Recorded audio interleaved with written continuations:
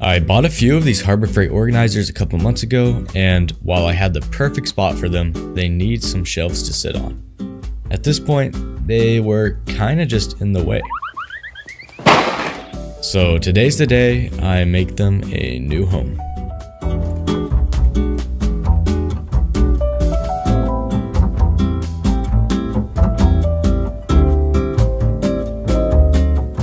I used some leftover scraps of plywood that I definitely didn't buy explicitly for this project, and my tool of choice was my track saw. This is an awesome tool for this type of project, letting me bring the tool to the wood instead of heaving a plywood sheet to and from the table saw.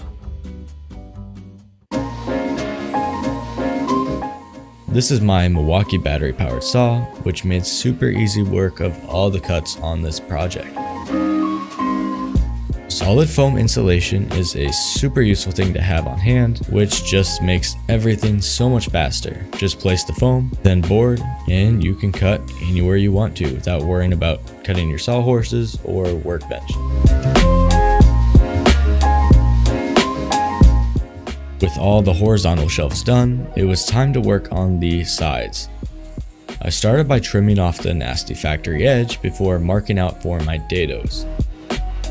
These aren't 100% necessary, but I find adding a little extra difficulty to an easy project makes the challenging projects go so much smoother.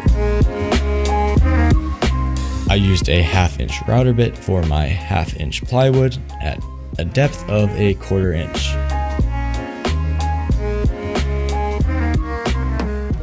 I then got back out the track saw and cut the height and length of the sides.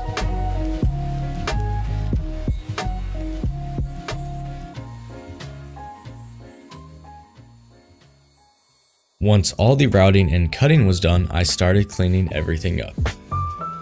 I slightly chamfered the dados, and I sanded all the inside surfaces before gluing it up, as I wouldn't have been able to access them as easy later.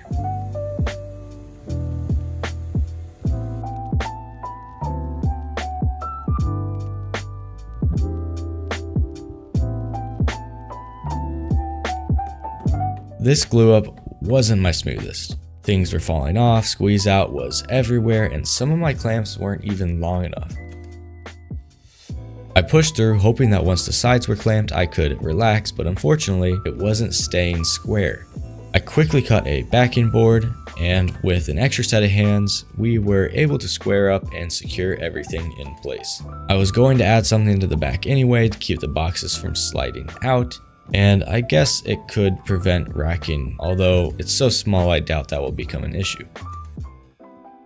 After all of that, I tested to make sure everything fit, and of course they did, and you could definitely call it there and it would work perfectly. But I wanted to add a little durability and some extra razzle dazzle. This wood is left over from my coffee table build from a few months ago, and it is some of the most brittle wood known to man. This will cause me some problems later, but for now I'm cutting it into strips slightly wider than the plywood to use as edge banding.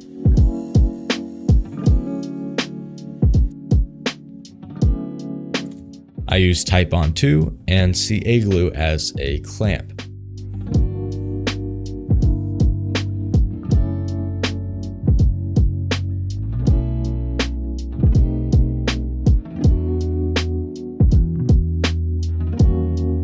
Once everything was done and was dry, I used a flush trim bit in my router.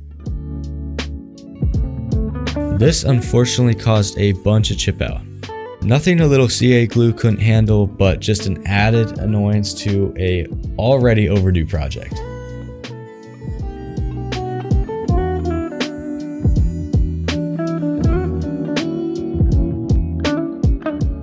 At this point, I sanded every surface to 180. Popped the grain, sanded again at 180, and prepared my workbench for finish. This super simple little project was taking far too long at this point, so I simply used a clear coat on the whole thing.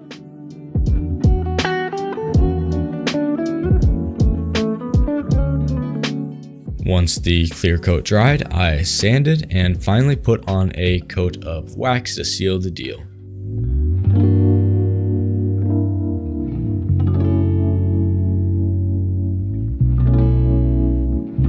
And this is the final product underneath my bench where it was always meant to be. I hope you enjoyed the video. Like and subscribe if you want to, and have a great day.